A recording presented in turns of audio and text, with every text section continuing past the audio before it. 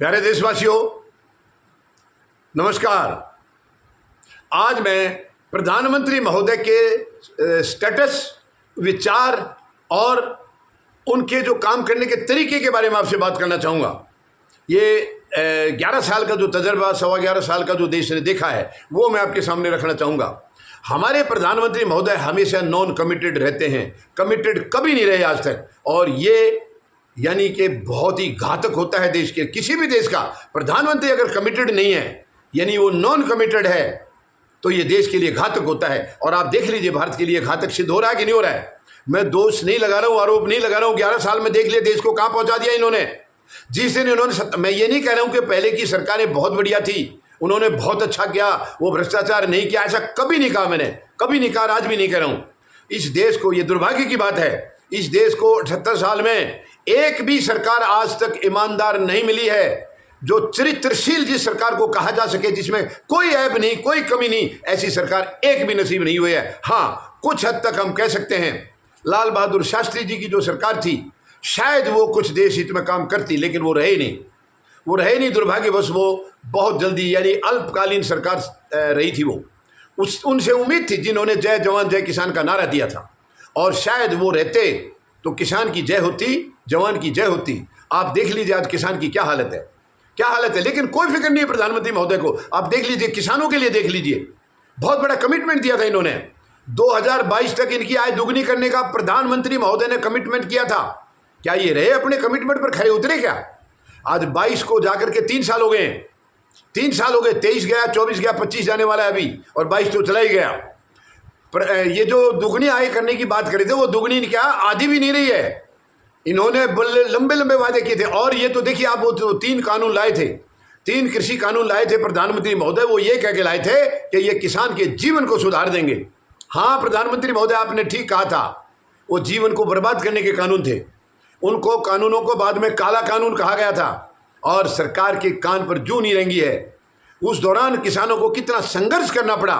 वो किसानों को बर्बादी के कानून थे, और ये आय दुगनी करने की बात करे थे 2022 में, जबकि उससे पहले ही उनको बर्बाद करने का एक फरमान सुना दिया था प्रधानमंत्री महोदय ने।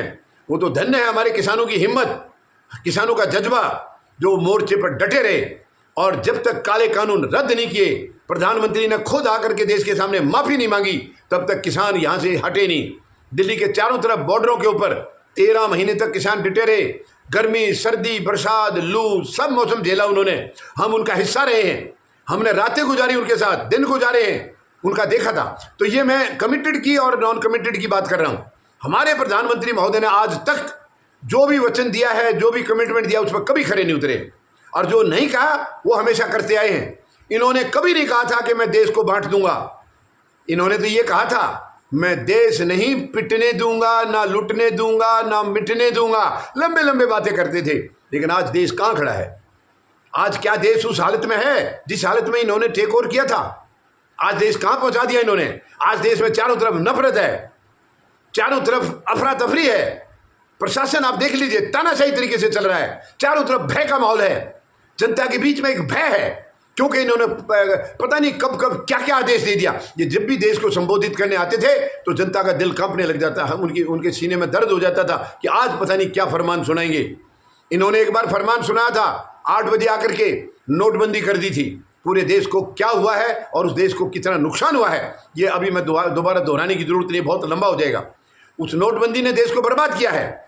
बड़े बड़े काफ़ी जो कम से कम मिडिल स्तर के जो धंधे थे वो बंद हो गए हैं। कितनी दुनिया की मौतें हुई हैं उसमें, कितनी परेशानी हुई, वो अब मैं दोबारा दोहराने के लिए, इसमें बहुत लंबा हो जाएगा।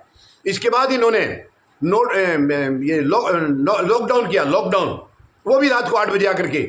और उस लॉकडाउन ने देश को क्या दिया है आप देख लीजिए, क्या दिया है। नोटबंदी ने जो काला धन था इनके चहेतों का, उसको सफ़ेद कर दिया, और लॉकडाउन के अंदर पूरा बर्बाद कर दिया इन्होंने। उसमें भी चहेतों से जो दवाइयाँ बनाई, जिन्होंने ये वैक्सीन वगैरह बनाई, उन्होंने क्या क्या धंधा किया है वो आज दोहराने की ज़रूरत नहीं है। वो मैं बता चुका हूँ आपको क्या क्या कलाकारी की है, आप देख लीजिए। इन्होंने कभी नहीं। दूसरा आप इनका खुद का देख लीजिए, एक अपना पर्सनल व्यक्तिगत, इन्होंने जब प्रधानमंत्री का पद संभाला, नियम निकाल दिया बीजेपी में कि 75 साल के बाद कोई राजनीति में नहीं रहेगा। और आज ये खुद 75 के पूरे होने वाले हैं 3 दिन बाद, लेकिन ये कुर्सी से चिपके रहना चाहते हैं, छोड़ना नहीं चाह रहे। ये भी एक कमिटमेंट है, मतलब नॉन कमिटेड है ये नॉन कमिटेड है। औरों को तो किनारे लगा दिया सबको, ताकि कोई इनकी रास्ते में बाधा ना डाल दे। और आज खुद का वक्त आया तो ये जी हजूरी करने में लगे हैं, आरएसएस की जी हजूरी कर रहे हैं। ये बहुत ही शर्मनाक बात है, बहुत ही शर्मनाक बात है। तो ऐसे नॉन कमिटेड प्रधानमंत्री हमने पहली बार मिले हैं, इस देश को पहली बार देखा है। ठीक है, मैं किसी की तारीफ नहीं कर रहा हूं, किसी ने देश को कम नुकसान पहुंचाया, किसी ने ज़्यादा। नुकसान तो सभी के दौरान हुआ है, सभी सरकारों के दौरान भ्रष्टाचार भी रहा है। लेकिन इतना नॉन कमिटेड प्रधानमंत्री पहली बार देश ने देखा है। किसी भी बात पर ये खरे नहीं उतरते हैं, किसी भी बात पर। देश की इनको चिंता नहीं है, प्रदेश की चिंता नहीं है, जनता की चिंता नहीं। आप बताइए मुझे, मणिपुर जल रहा है और आज वो जाने का प्रोग्राम बना रहे हैं। 2 साल से ज़्यादा, 2.5 साल हो गया है मणिपुर को जलते हुए। 2.5 साल से मणिपुर जल रहा है, प्रधानमंत्री महोदय ने कभी जाने का नाम नहीं लिया। विपक्ष ने खूब जोर लगाया, लेकिन नहीं गए। संसद में भी बातचीत चली, लेकिन प्रधानमंत्री नहीं गए। आज पता नहीं कैसे वो आज भी वो सीधे नहीं जा रहे हैं, वो वहाँ पर मेघालय में जा रहे हैं, तो वहीं के वहीं जाएंगे। और वो भी अभी जाएंगे या नहीं जाएंगे पता नहीं, क्योंकि इनका विरोध हो रहा है, बहुत ज़बरदस्त विरोध हो रहा है, इनकी यात्रा का विरोध हो रहा है। तो हो सकता है ये टाल भी दें। यानी आप देखिए इनको जनता की कितनी चिंता है, अपने देश की। वो हमारा राज्य है, भारत का राज्य है, और इन्हीं की सरकार थी वहाँ मणिपुर में। लेकिन प्रधानमंत्री ने जाकर के नहीं झांका। आपको मैं किस किस के गिनवाऊं, कितने वचन दिए, कितने वायदे किए हैं, वो किसी पर भी खरे नहीं उतरे हैं। आज तक हमेशा खरे नहीं उतरे। वो हमेशा, यानी जो काम कहे हैं वो कभी नहीं किए, जो नहीं कहे उनको करते रहे हैं। और अब भी कुर्सी छोड़ना नहीं चाह रहे हैं, कुर्सी से चिपके रहना चाह रहे हैं। वो तो शायद ये प्लान कर रहे होंगे प्रधानमंत्री महोदय कि इनकी अर्थी भी यहीं से उठे। यानी ये जब जीवन लीला जब इनकी समाप्त हो, जब आखिरी सफ़र इनको करना है, तो प्रधानमंत्री की कुर्सी से इनकी विदाई हो, ये उनकी प्लानिंग है। लेकिन ये मुझे उनका कामयाब होता लग नहीं रहा, क्योंकि देश की जनता अब इनको कुर्सी पर देखना नहीं चाह रही है। ये मैं सच्चाई कह रहा हूँ, क्योंकि इन्होंने दर्ज आम जनता को क्या दिया, गरीब को क्या दिया इन्होंने, मजदूर को क्या दिया, किसान को क्या दिया, जवान को क्या दिया। केवल मुंह से बड़बोलेपन की बातें। एक वो मन की बात करते हैं, वो अपने मन की करते हैं, दूसरों की सुनते नहीं है। ये देश हित में नहीं है, देश हित में नहीं है। तो किसी भी प्रधानमंत्री का नॉन कमिटेड होना वो देश के लिए घातक होता है। और अब घातक हो रहा है कि नहीं हो रहा, आप देख लीजिए। मैं बिल्कुल किसी की बुराई नहीं कर रहा हूं, मेरी इनसे कोई निजी दुश्मनी नहीं है। लेकिन जो काम इन्होंने करके दिखाया है, जो देश को दर्द दिया है, तमाम संसाधन बेच दिए हैं, देश को कहां पहुंचा दिया है, मैं उसी बेस पर कह रहा हूं। और ये गलत है तो आप साबित कर दीजिए इसको। अगर इन्होंने कुछ गलत नहीं किया है तो साबित कर दीजिए, क्या भला किया देश का वो साबित कर दीजिए। और भी बहुत सारे हैं, लेकिन वो सारे गिनाने बैठूंगा तो मैं कई दिन लग जाएंगे। जो इन्होंने 11 साल 11.25 साल में किया है, अगर मैं पूरा उसको गिनाने लगूंगा तो ये कई दिन लग जाएंगे इसके अंदर। तो इसलिए ये मैं आपको बता देना चाहता हूं कि प्रधानमंत्री महोदय को मैं एक अपील करता हूं। देखिए, कुर्सी पर चिपके रहना ना चिपके रहना वो मेरे बस की बात नहीं है, मेरे हाथ में नहीं है।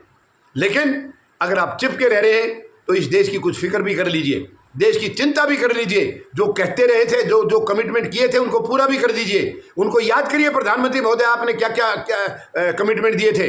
महंगाई खत्म करने का कहा था, आज महंगाई कहाँ पहुँचा दी है। बेरोजगारी खत्म करने की बात कही थी, आज बेरोजगारी की हालत क्या है। तो मेहरबानी करके जो कमिटमेंट किए थे उन पर खरे उतर जाइए।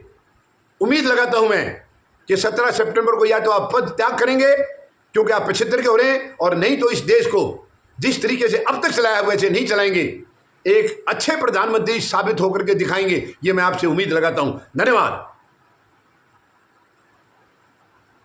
जय जवान,